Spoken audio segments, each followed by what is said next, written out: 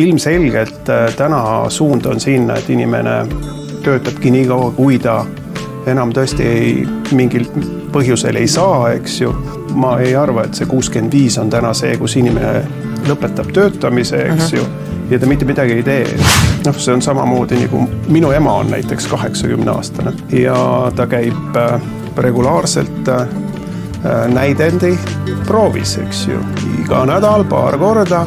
Ta on noores põlves ka sellega tegelenud, aga nüüd neil on oma punt külas ja väga hästi lavastatud, väga hästi välja mängitud.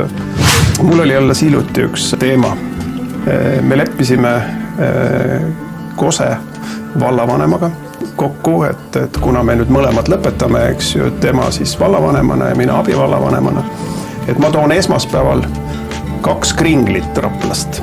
Mööda minnes hommikul kell 8 viid lapse kooli, eks ju, siis võtad 2 kringlit ja kui siis viisin lapse kooli ja sõitsin Kosele. Kalendris oli, et üldkoosolek ja siis tuli meelde, et kringlid jäi Rapla.